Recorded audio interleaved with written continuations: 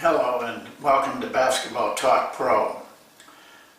Today I want to, before we get started on the lesson itself, I just want to make you clear on the statistics course, so we're not calling it measuring basketball performance anymore. I want to emphasize for coaches that want to take it that this course is to help you win. I think we are able to do that. But I'm having a little bit of trouble with my website. They made some changes in the people that, put the website up. And I'm missing something like a plug-in, which I have no idea of what it is, but the guy who works with me will. So I'm going to delay anything until Friday, and then we should have it all done. But what I'm doing is I have written a book. It's about 8 pages, about 3,000 words. It's a general book about statistics and the course itself. And so that is free, and I want you to sign up for that because it'll be a help to you regardless of whether you want to get more involved or not. But I doubt seriously, well, I know we won't be able to do anything until Friday. So I will contact and email you all with all the specifics of that. But the little manual or book is, I think, very good for you. We made some changes in the course, and I'll explain that at that time. And I think it hits home a little bit more and exposes you to the idea that this is a winning thing, not a statistical thing.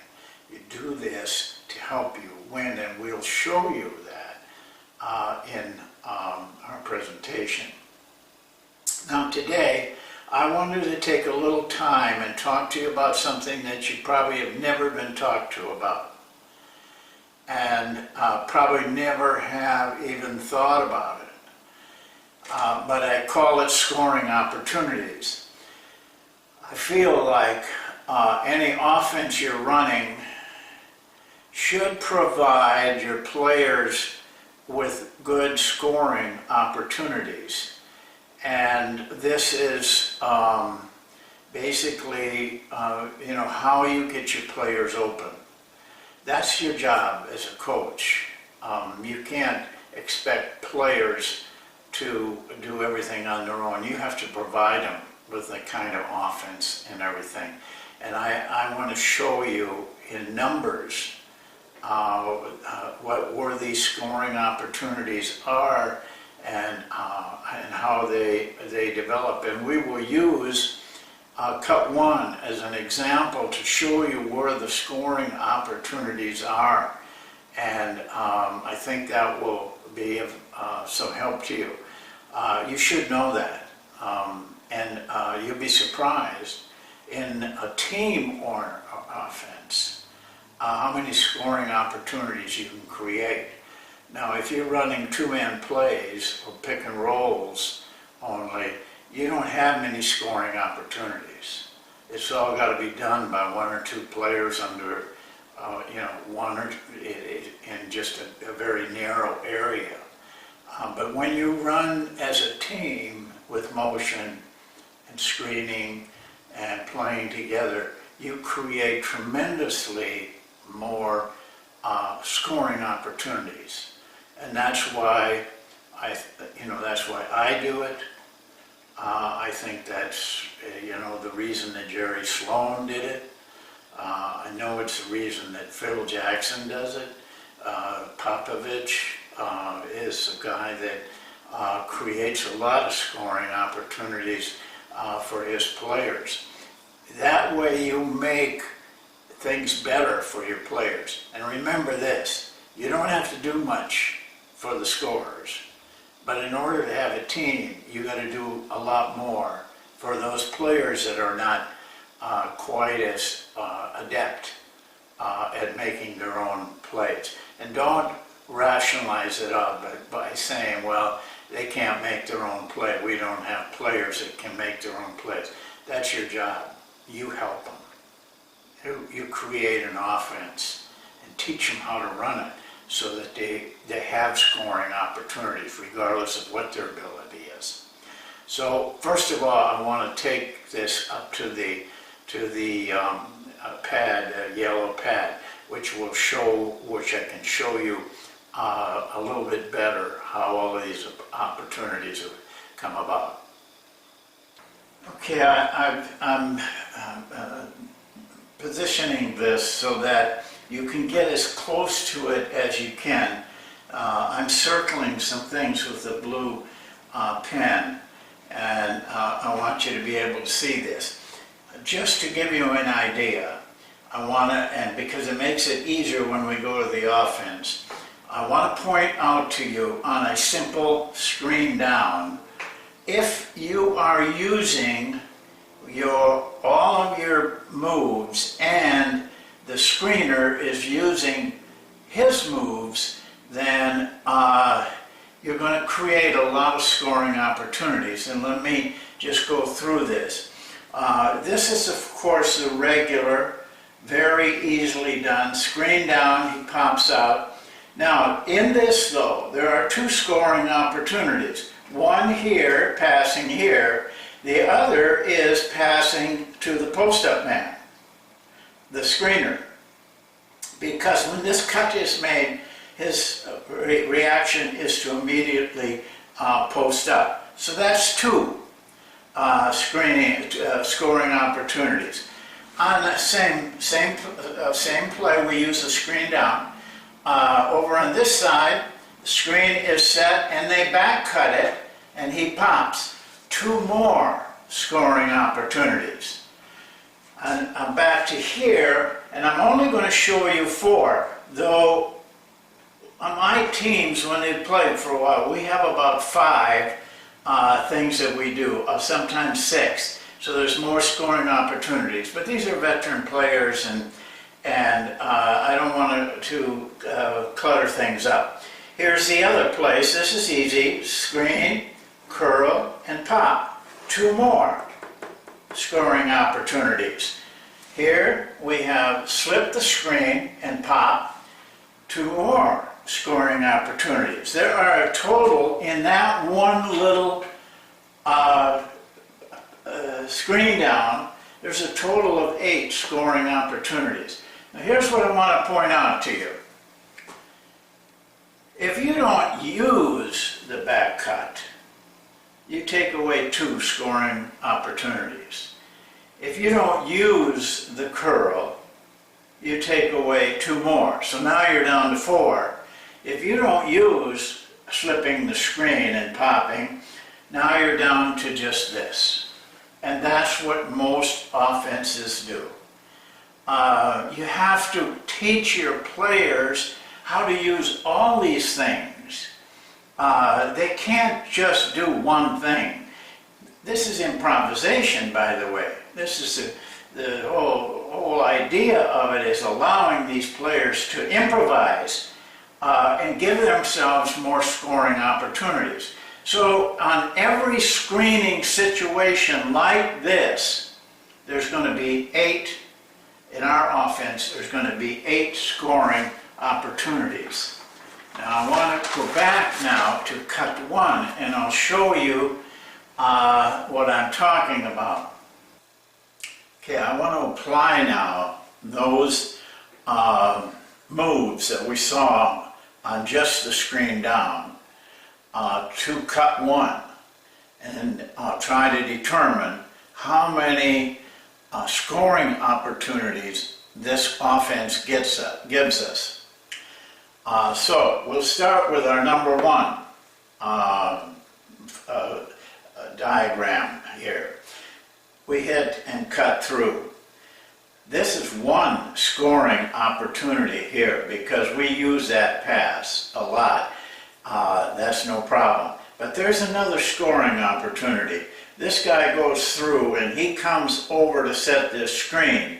This whole side of this floor is open so that there's a potential for a drive there. So we give them two scoring opportunities there. On this one, coming back to the weak side,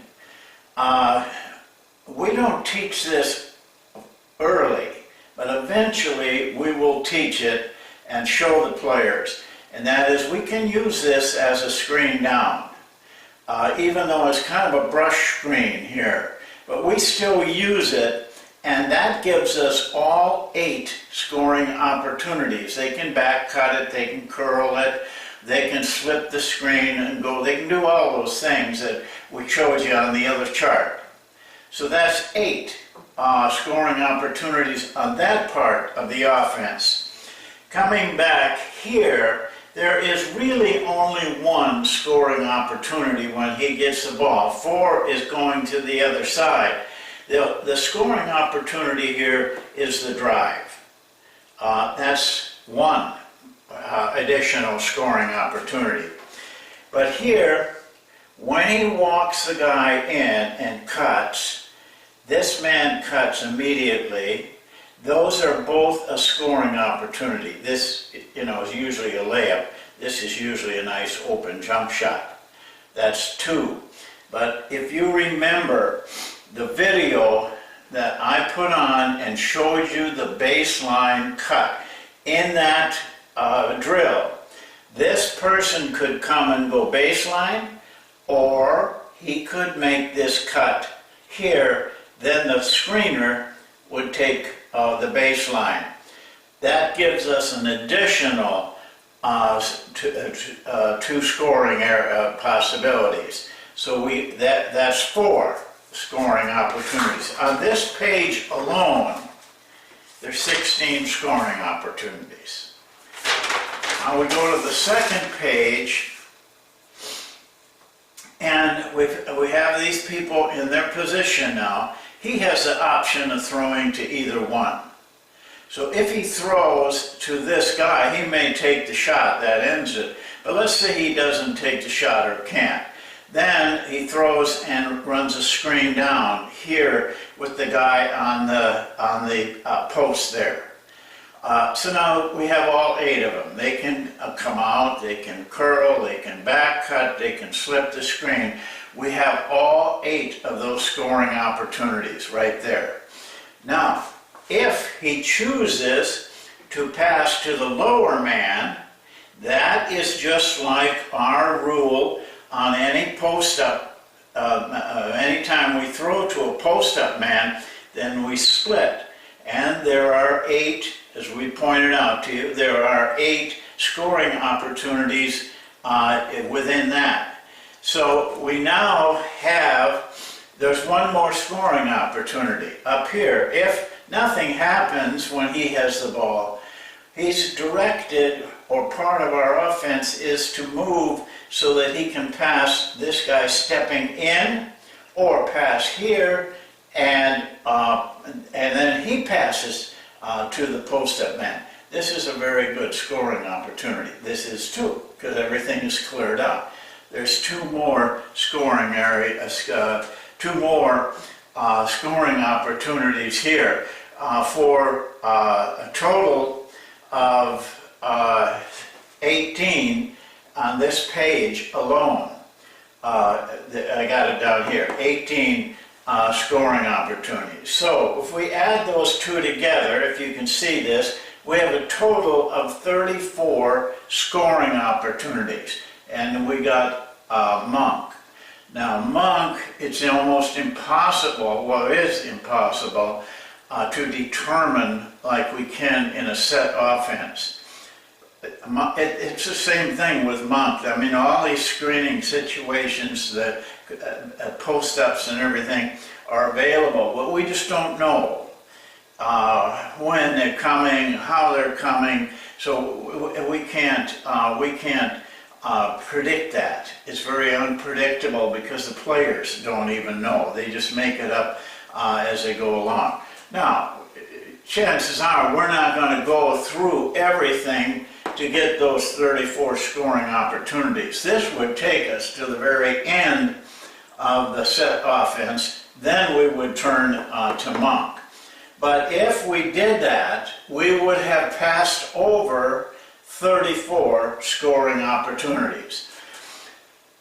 Now, as I pointed out, these are scoring opportunities that we're providing the players, but if they don't use them, then, you know, all of this disappears. They have to learn how to use all 8 possibilities here.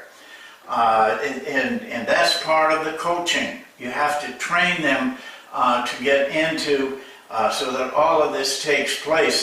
They're prepared to take advantage of a scoring opportunity any place along the line. This is all, these 8, as I said, are all improvising.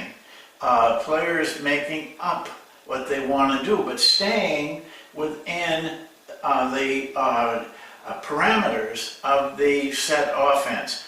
We always have, say they did this and it breaks down, they got nothing, they always have Monk to follow up. Now, all of this, cut 1, will take about 8 seconds to run. You see, on a board, it looks gigantic. In the game, or when you're practicing, this is what you're looking at, approximately 8 seconds. Sometimes if it gets bogged down a little bit, the pass gets a little bit delayed, it might go to 9 or 10. But the film work we do, it's pretty much consistent that it runs at 8 seconds if the whole thing goes through. It might, you know, it might be over in 2 seconds, but this is what we regard as the time. Well, there you have it. There's a lot of scoring opportunities. Now, go to your offense and do the same thing I've done and count up your scoring opportunities. You know, I did it with Mata's offense when I was with him. He was in the high 20s on that, just that one phase where he hits and cuts through and gets a screen down on the opposite side. But he had other parts of the offense, we do too. But this is just one section, cut 1. As we go to cut 2, cut 3, then you know you have a different situation. So now judge yours, put yours to the test, just like I did there, and see. And if you don't have 10 and above or 15 and above, you have to do some work. You know, you should give your players those opportunities. You won't get it with a 2-man play. You won't get it with a screen and roll. They will be under 10. But this type of a movement offense, like the triangle, like Jerry Sloan's Utah offense, like San Antonio, they create a lot of opportunities for their players to score. That's it for today. We'll see you on Sunday.